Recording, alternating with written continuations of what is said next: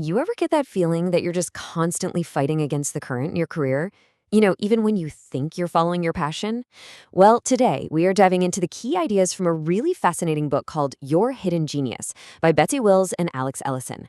And trust me, it offers a totally science-backed way to find your real strengths. I mean, we've all heard it, right? It sounds so inspiring. Follow your passion and everything will fall into place.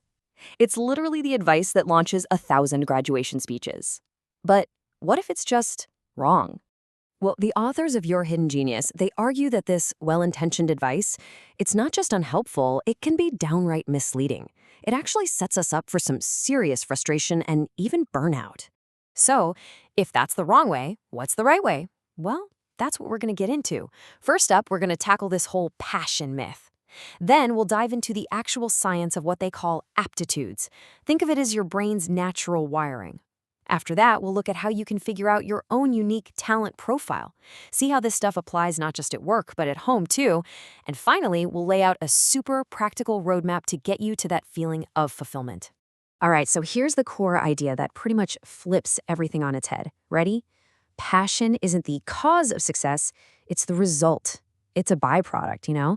It's what happens when you're doing something you're just naturally good at.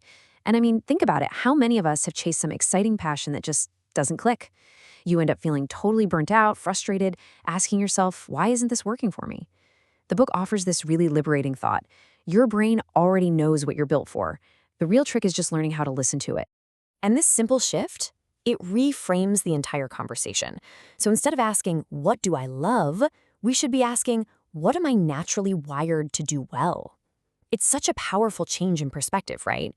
You're moving from just raw emotion to actually understanding your own cognitive strengths. Okay, so if we're not supposed to follow our passion, what are we supposed to follow? Well, this is where the science of aptitudes comes in. And it's really, really important to get what they are and what they're not. See, they aren't skills you can learn, and they aren't interests that change over time. Nope. They're your innate cognitive patterns. Really, you can think of it like the mental operating system you were born with. And these patterns, man, they explain so much about us. They're the reason some people can just, effortlessly visualize an object rotating in 3D space, while other people are absolute wizards at breaking down a super complex problem into simple logical steps. It's why some of us thrive in the total chaos of a brainstorming session, and others, well, they need that structured clarity to really do their best work. It's the difference between someone who can read emotional cues in a room instantly and someone who excels at that kind of detached analytical thinking. So what makes these aptitudes so incredibly powerful is that they have these 3 key characteristics. First, they're stable. This means they don't really change much after you're a teenager. Second, they're measurable, but not with a questionnaire, with actual objective performance-based tasks.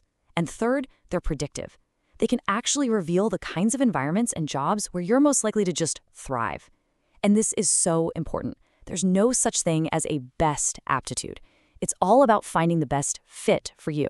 So you're probably wondering, okay, how do I figure out what mine are? Well, the book talks about these assessments that use interactive, kind of game-like tasks. And this is totally different from a personality test. Here's why. A personality test measures how you see yourself. It's about your perception. An aptitude test, on the other hand, measures what you can actually do, your innate ability. And that objective data, it's often way more reliable than our own self-reporting or intuition. Okay, and this is where it gets really, really personal. We're moving away from the general science and zooming in on your unique talent profile. Seriously, you should think of it like your cognitive fingerprint. It's that one-of-a-kind combination of aptitudes that makes you, well, you. Let's look at a few examples of these profiles. First up, you've got your spatial reasoners. These are the people who literally think in 3D. They can visualize structures, they can mentally manipulate objects in their head. It's no surprise they thrive in fields like engineering, architecture, even surgery and industrial design. Then you have the sequential thinkers. These are the folks who naturally create order out of chaos. They're amazing at breaking down complex problems into logical, sequential steps. You'll often find them excelling in areas like law, writing, operations, and of course, project management. And of course, the list goes on and on. You might be a divergent thinker, the idea generator who just lives for a good brainstorm. Or maybe you're a focused executor, someone who thrives on doing deep, precise work. Or maybe you're a social connector with that natural gift for empathy and communication. But here's the key takeaway, and it's a big one. The real magic, your hidden genius, it isn't found in any single aptitude. It's all about your unique combination. So, what happens when your career just doesn't fit your brain? Well, the emotional cost of that kind of misalignment can be huge. Let me ask you, do any of these signs sound a little too familiar? Feeling totally drained even after what everyone else would call a successful day? Constantly feeling like you have to compensate for your weaknesses? That feeling of being an imposter? The book's message on this is so clear. This is not a personal failure. It's simply a mismatch between your natural wiring and what your job is demanding of you. But hey, on the flip side, when you do find that alignment, wow, the results are just transformative. This is that magical sweet spot where your aptitudes, your interests, and your environment are all working together. All of a sudden, work feels energizing instead of draining. You start finding yourself in that flow state way more often. And your productivity, your confidence, your creativity, they all get this massive boost. And this powerful idea of alignment, it isn't just about your 9-to-5 job. Not at all. It actually extends to every single part of your life. So let's take a look at how understanding your aptitudes can reshape everything from your education all the way to your life at home. I want you to think back to school for a second. So much of our traditional education system rewards memorization and standardized performance, right? It often completely ignores the incredible cognitive diversity that's sitting right there in the classroom.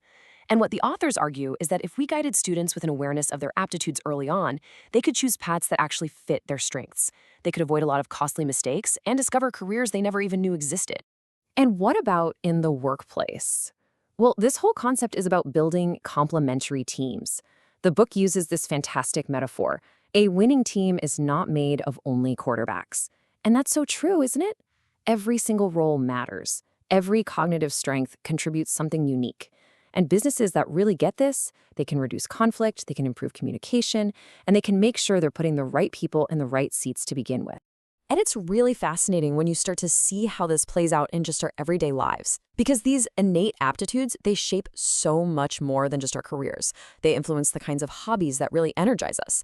They affect the way we communicate in our relationships. They shape our natural parenting style. They even impact how we make big life decisions. All right, so this is all really fascinating stuff, but I know what you're thinking. How do I actually use this information?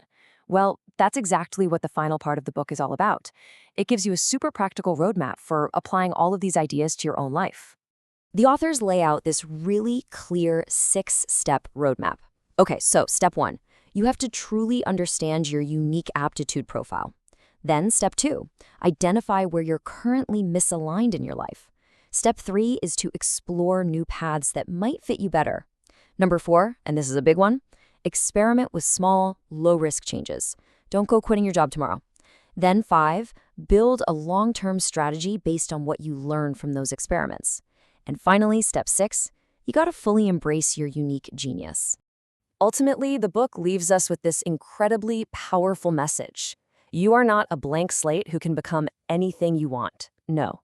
You are a blueprint, and your hidden genius, it's just waiting there to be claimed.